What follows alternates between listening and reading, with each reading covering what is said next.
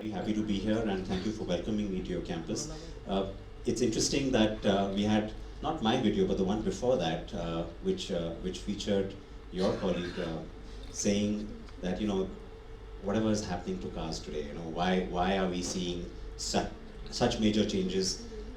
It's something that you always hear about, especially from enthusiasts, the purists.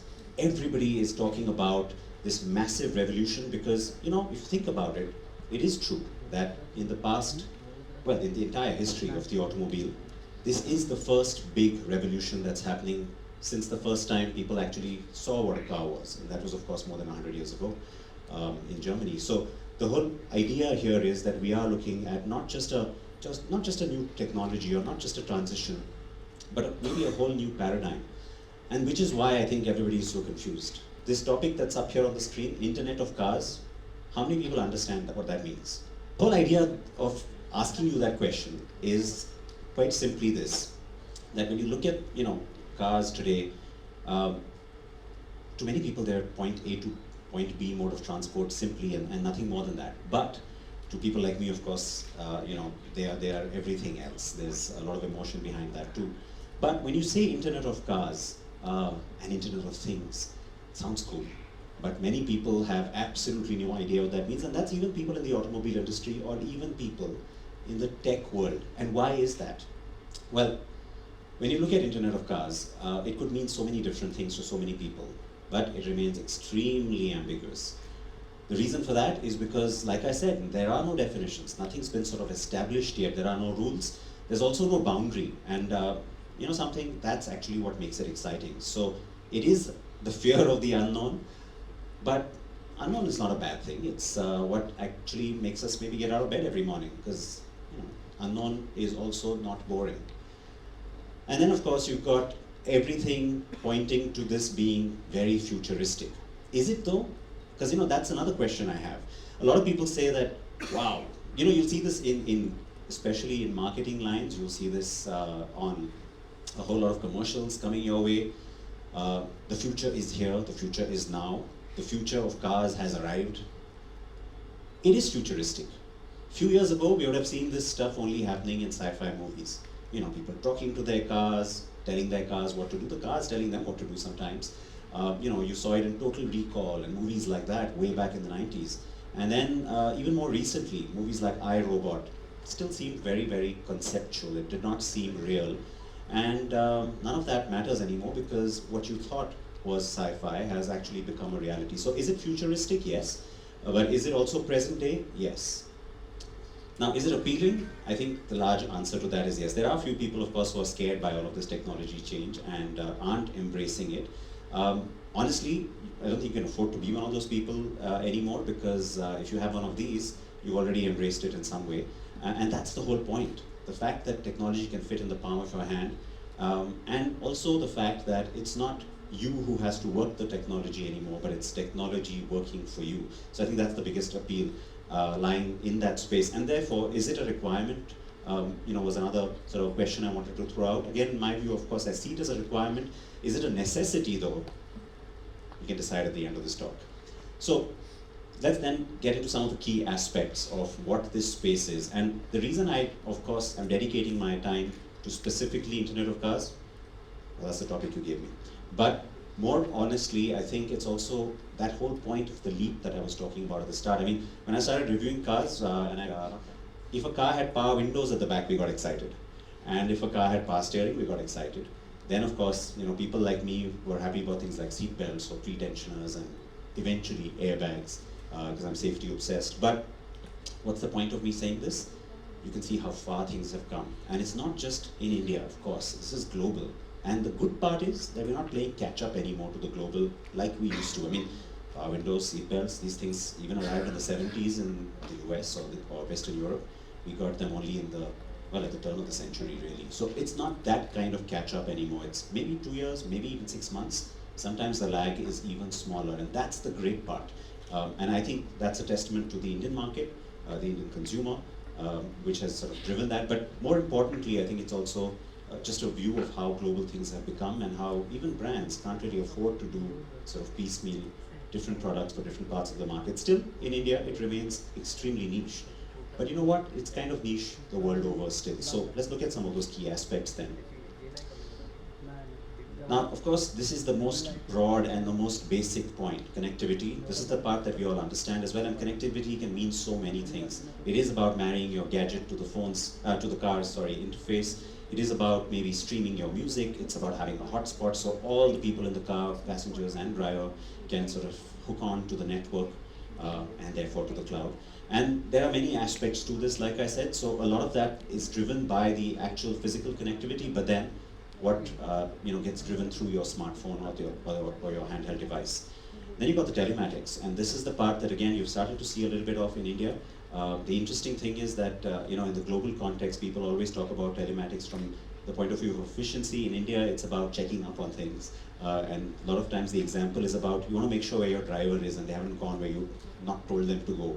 You define a geo fence so that if they're picking up kids from school, you know that they're not straying out of the area you want them to be in, things like that. So just keeping tabs helps in the case of things like insurance or even theft. Then you've got the seamless services. Now this is the part that's really ambiguous. We go back to that ambiguity point. And why is that? Well, seamless services sounds nice. But again, not everybody understands the full extent of where we can go with this. Ford has a really great program that it's now in the process of setting up with Amazon. And so you've got the Alexa voice assistant now getting into the car space through this. Now it's not just Ford, of course, others will do it too, but that's the first big experiment. What's the point of that? What are these services that we're talking about? Well, quite simply, the idea here is to be able to say that, look, I want to order my groceries while I'm driving, and so that I reach the grocery store and somebody just hands me a bag. I do the payment through a voice command as well. Things like that.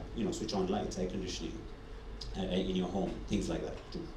Information sharing is important because when you say information sharing, it could again mean so many things. It's about what you send out there to Google Maps, which helps Google, tell somebody else that there is a traffic issue or not.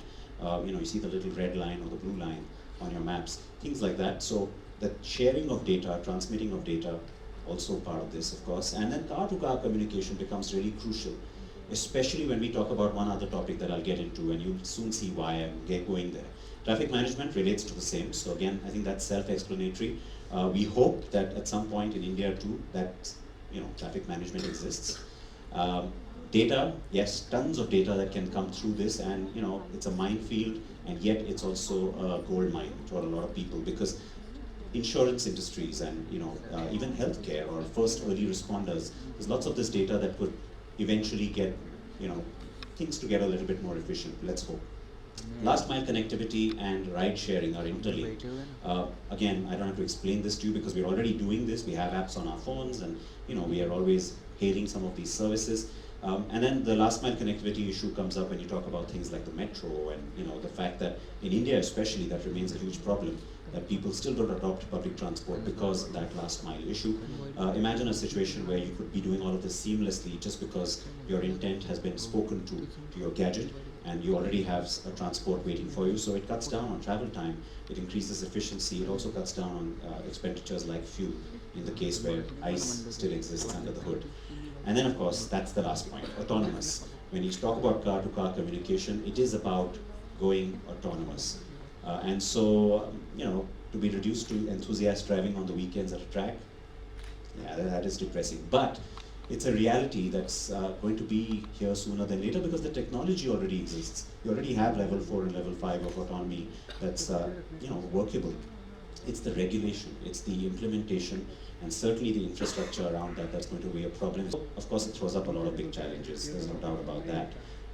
And these challenges are, again, I'm going to run through them quickly because it's not rocket science. I think infrastructure networks becomes the most obvious. There's so much infrastructure that needs to go into it when you talk about electric or autonomous or even semi-autonomous. And of course the networks, because it's great to have a connected car. You saw me unlocking and starting a Hyundai Venue. It's a fairly, I would say, entry-level car compared to some of the really fancy ones that you saw in the video.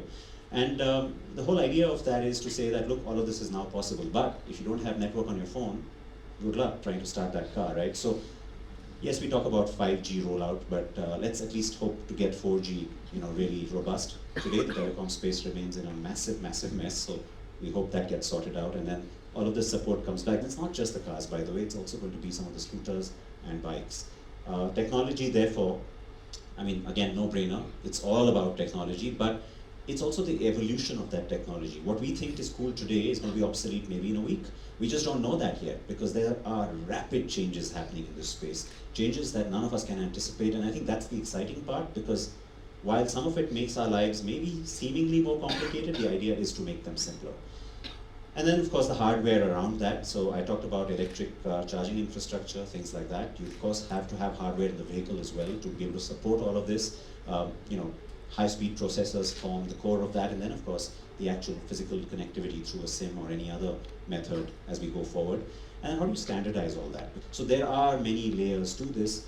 You are going to see several partners sort of come up with solutions. So what MG did, and which is why that clip was in there, was interesting, because for the first time you had a car maker actually bringing those partners onto stage, saying, hey, you know what, this isn't our thing. We make the cars, but all of this other cool stuff that you see happening with that connectivity, these are the guys who are running that. And the reason for that is because, well, a lot of car makers work with partners, they don't usually bring them forward. But the whole idea is that hopefully, in that scenario where vehicles have to talk to each other as well, things have to be standardized. In the scenario where we have regulation and laws around stuff like this, you have to have a global or at least a national standard. We are far from that right now, because I don't think the understanding still exists in government. And I don't just mean the Indian government. But at some point, that standardization is going to be the key differentiator in terms of what we go with. Is it iOS or Android? I mean, basic questions like that still need to be answered. And therefore comes the redundancy. I mean, your own smartphone today is redundant in, dare I say, 6 months, maybe it's even less than that. And so imagine a scenario where you get excited and you get this connected car, and then it's obsolete. Well, that's where over-the-air updates make a huge difference. That's where a lot of modular technology is going to play a huge role in making sure that what you buy today doesn't become obsolete tomorrow. And that's going to be a huge challenge for the industry, because maybe it's not equipped to handle that on its own. That's where the partnerships come in. And maybe it's not really something that many of us worry about today, because yes, I know that there's a good percentage of people who bought the connected variant, internet inside variant of that. How many people really use it? It's a drop in the ocean. But will that change? Yes, I think everybody said smartphones, you know what, do I really need all this on my phone? Do I really need to ask that question anymore? It's going to be the same with your vehicles. The fact that you can try and simplify your commute and your lives, and hopefully also enjoy the drive. I think that is where all of this is going, and so therefore we come to this one crucial fact. This is the other thing that's holding the industry back today, because nobody has been able to answer this question of security. Can a car be hacked? The simple answer is yes. Wonderful scenarios in movies like one of those Fast and Furious, I think it was the one based in South America, where you saw a whole lot of cars getting hacked into, and then hordes of cars coming out of parking structures just to create blockades, and then of course a lot of action scenes. But is that something that is only fiction? No, it's not. And again, regulation, security or software that would ensure that security. People say that they have those solutions today, but that's one big question mark, and that's another reason why we're far from any kind of regulation on this today, and which is why the legality and regulation remains a big question mark. In the context of an autonomous vehicle, so much has been talked about the technology. Bill Ford, when he was speaking with me, second Ford example, but he had a very interesting way of explaining this to me. And I love using that example now, that imagine you're in an autonomous vehicle and you're being driven, and the car sees an obstacle, so of course it stops, right? It doesn't want to hit that. It sees an unavoidable obstacle, and so it swerves because it doesn't want to hit that. Imagine a scenario where it sees a dog or a cow, in our context, crossing the road. Of course it doesn't want to hit that, so it'll avoid that.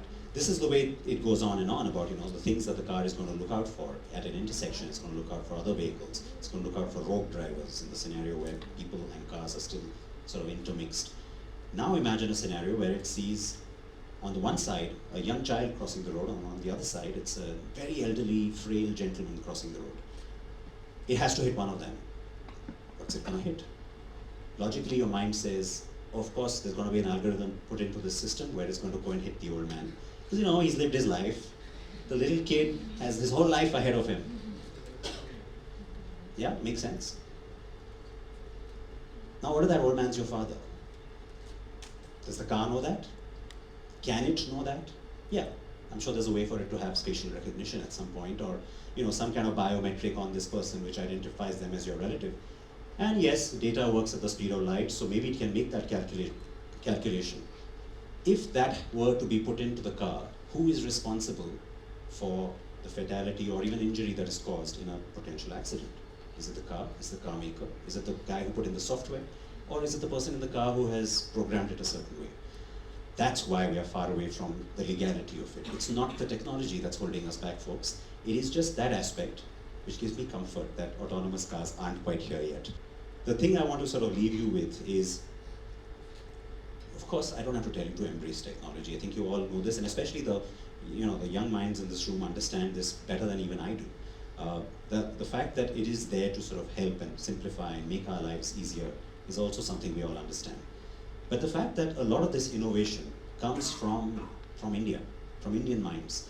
The fact that people are talking about battery management in such a big way today and saying that, maybe we'll get batteries that are lighter, maybe we'll get batteries that charge faster and, that go a much further distance when it comes to the whole range anxiety issue on electric cars, for example, or bikes.